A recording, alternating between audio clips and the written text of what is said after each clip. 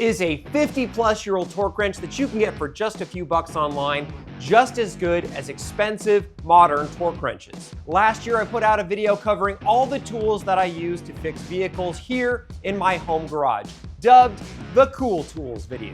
Cool tools, cool tools. One of your favorites down in the comments was this vintage torque wrench. A commenter named Jacob said, "That torque wrench is definitely out of calibration." I read that and laughed, but then it got me thinking, is this classic still accurate and usable today? The last time I used it a bunch was when I was rebuilding an air-cooled Volkswagen engine about 12 years ago. Well, in this video, we're gonna find out. I'll give you an overview of this style of torque wrench, its history and where it was made. Then I'll show how easy it is to calibrate one of these yourself.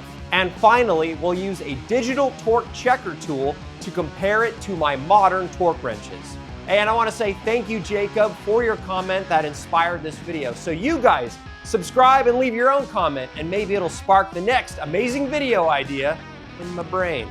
Quickly, I want to thank Techron for sponsoring my channel. I use Techron Complete Fuel System Cleaner seasonally to keep all my vehicles running great. Let's take a close look at the vintage torque wrench. So this specifically is the Indestro Super Torque Indicator half-inch drive model 8099. Manufactured by Indestro Manufacturing Corporation out of Chicago, Illinois, United States of America. I couldn't find exactly when this was made, but according to my research, it was made sometime between 1946 and the early 1970s, so we are safe to assume this is a minimum of 50 years old. I inherited the torque wrench from my great-grandfather who passed away in the early 2010s. So even if we prove this to be inaccurate, it's a special tool to me and I will not be getting rid of it. Specifically, this is a beam style torque wrench, and this type is still made today, although it's less popular than it used to be. Half-inch drive, got a half-inch drive 21mm socket. We'll put on there like that. So to demo how to use one of these things, let's use it on a lug nut on my truck. At first glance, you might think a beam torque wrench is kind of like a weird breaker bar. As you use the tool to tighten a fastener, the main beam deflects, and the pointer indicates how much torque is being applied, either clockwise or counterclockwise. Simply keep an eye on the indicator and stop applying force when you've reached the desired torque spec. Easy as that, pretty hard to mess up. So that's how you use it. And another awesome thing about beam style torque wrenches is how easy it is for pretty much anyone to calibrate one of these things. Yes, Jacob, it is currently out of calibration. So let's fix that right now. Calibrating a beam torque wrench. So currently we are not calibrated. You want the pointer to be pointing exactly at 0. Currently it looks like we're pointing at 2.5, 3 foot-pounds or so. What you're going to need to do the calibration, a vise and a flathead screwdriver. So I'm going to place the half-inch drive end into the vise. The top bar, the pointer here is too far towards you, right? So I need to bend it back towards me. So I'm gonna take my flathead screwdriver, I'm gonna place it, I would say right about here, and I'm just gonna very carefully apply a little bit of pressure and then check, relieve the pressure, check to see what it looks like, do it again a little harder if I need to, until I'm happy with it pointing exactly at 0. Perfectly calibrated, ready to use beam torque wrench. Let's compare the vintage Indestro beam style torque wrench here on the left to my two modern torque wrenches here on the right, and then we're gonna test them all and find out how accurate they are. By the way, when it comes to the two modern ones, none of these tools are sponsored. I bought them with my own money. All of these torque wrenches are half-inch drive torque wrenches, except the two modern ones are a click style torque wrench. Here's how that works. When you use one of these, you preset a specific torque value here at the base, near the handle, and then the wrench has a calibrated clutch mechanism. They use a ball detent and spring, with the spring preloaded by an adjustable screw thread, calibrated in torque units, usually foot-pounds and or Newton meters. The ball detent transmits force until the preset torque is reached. Any torque above that point, the spring will be overcome and the ball clicks out of its socket. Then you know you've torqued your fastener to the desired spec. And when that happens, there's an audible click sound, and you can also feel it while you're using it. First click torque wrench I want to talk to you guys about is this one from Tecton. Tecton is a pretty decent brand, I would say, especially for the money, pretty affordable, and I'll have a link in the description to Amazon. And I bought this wrench April 17th, 2017, and I've used it consistently since then. So I'll be very interested to find out if this is still properly calibrated and in spec. I have no idea.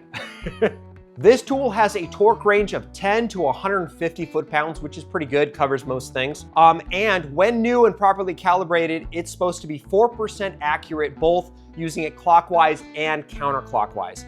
Now, this big guy, this is an Icon torque wrench from Harbor Freight. As you can see, this one is much longer, right?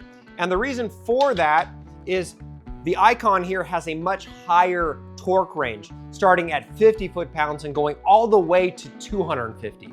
This is more accurate going clockwise than counterclockwise. 4% going clockwise, up to 6% going counterclockwise. So that's a little different. Big difference between the Icon and the Tecton is cost. This one is $100 more usually, but it's also much nicer. It has a nice finish, and it also has a 90-tooth ratcheting mechanism. Between the two, I probably use the Tecton the most just because of its size. I use it on fasteners, drain plugs, all sorts of different things. But I would say this guy I use for lug nuts and giant fasteners. So probably this is used mostly for lug nuts. But they're both great tools, and they both have earned a spot in my toolbox, and I use them, frankly, all the time. Accuracy test, old versus new. I am so excited to do this. I've got a chart here. We're gonna be testing all three torque wrenches at 50, 75, and 100 foot-pounds. 100 foot-pounds is kind of right at the range for the Indestro, but we're gonna test it anyway. I went out and bought this specifically for this video. Very excited about it. This is the Steelman Digital Torque Checker. There is a huge range for checking torque wrenches. Usually they're like $300 to $500, but they can go well like $1,000, $2,000, $3,000. So this one though did come with a certificate of calibration, and it's supposed to be within a 0.5% accurate, both clockwise and counterclockwise. So I would say this is good. If you want a bigger budget, more expensive video, you'd have more ads. Way more ads coming at you. So anyway, what do you say we start with the Indestro at 50 foot-pounds? To account for user error or odd readings, I did each test 3 times and recorded the average of the 3. Cool thing about this too is you can preset which setting you're going for. Go to 50, 51.5,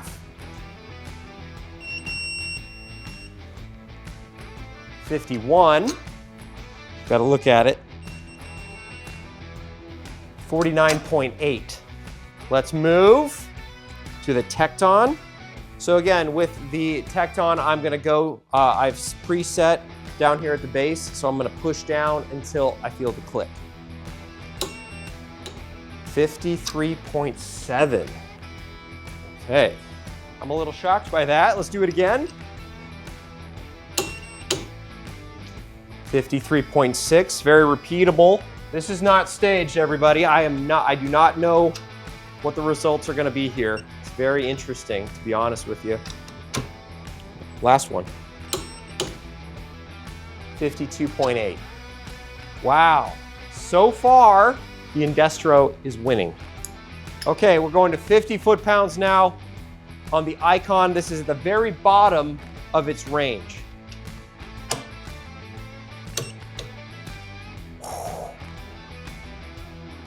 56.3. Oh my gosh. 56.5? What? What is happening? Okay, one more time. 52.6. Okay. Wow. All right, we're gonna keep testing. I'm really excited. Let's move to 75 foot-pounds. Here we go with the Indestro. We're going I'm just watching until I get there. Okay. 75.6. 74. 74.6. All right, the Tecton's turn, my friends. 75 foot-pounds, Tecton, here we go. 70.7, way low. 72.1, a little better. Here we go again, last one for the Tecton. 72, so pretty good, pretty good. Not as good as a 50-year-old torque wrench that I got from my great-grandfather though. All right, here we go with the big guy. Will Icon redeem itself? Okay, better than at 50, which, by the way, that's kind of expected because when you're at the very bottom or very top of the range of a torque wrench, it becomes less accurate. So 77.1, not awesome. 77.4, here we go. 80.1. So far at 50 and 75 foot-pounds, the Indestro is kicking the new torque wrench's butt. Wow. We're now going to 100 foot-pounds. This is gonna be kind of hard for me to do with this wrench because again, this is all the way to the base. I'm gonna have to give it a lot more force, especially compared to the Icon. Here we go. 100 foot-pounds. Give it the beans, Jason. There.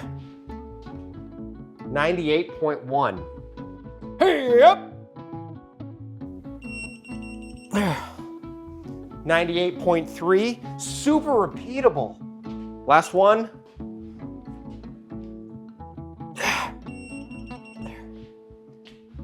97.7. Now the Tecton, this is right in the middle of its range, probably where it would be most accurate. So hopefully it does pretty good here. I hope. I use this one more than any other torque wrench I own. Here we go, Tecton. Wow, 93.3. Time number 2,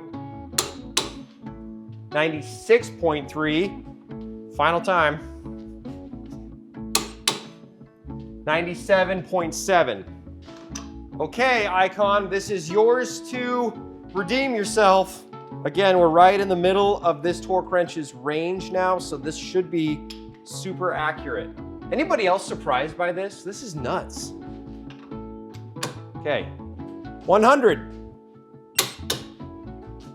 103.4, not bad, not bad. Do it again. 103.2, very repeatable. That's good. That's good. That makes me feel good because again, lug nuts. This is what I use for all my lug nuts. Okay, last one.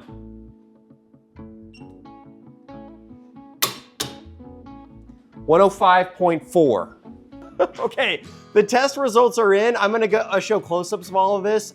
I am shocked. I am frankly completely floored. The Indestro won every single category, 50, 75, and 100, even at 100. The worst it did was at 100, it was 2% off at 98.03. The two click torque wrenches, my new guys, man, I think honestly, I probably need to send this one in to be calibrated because it was off. At 50 foot-pounds, it was at 6.72% off, which again, isn't that bad because it's supposed to be 4% off, right? At 50 foot-pounds, this guy did pretty darn terribly. It did 55.3, a full 5.13 foot-pounds off, so that one was off by 10.26%. Although, for the rest of the time, this one is still likely in spec because at 75, it was only 4.26% off, and then at 100, it was at 4% off, which is right in its stated accuracy. This has proven itself to not just be a thing I keep just because it was from my great-grandfather. This thing needs to be in my toolbox to just use on a regular basis, especially, frankly, like people kind of laugh that I used this for an engine rebuild. I'm so glad I did because it's so much more accurate than those other ones. It wasn't even close on anything. And the cool thing about this too, you guys, these are not expensive. I quickly, again, while researching this video, I found one of these for sale on eBay for $20 plus a little bit for shipping. So like $27. Compared to these guys, this is a bargain. Frankly, I might go, after I'm done filming right now, I might just go buy that so I have 2 of these. That is incredible. Thank you to my great grandpa for leaving this for me. I will use it. I'm glad I've kept it.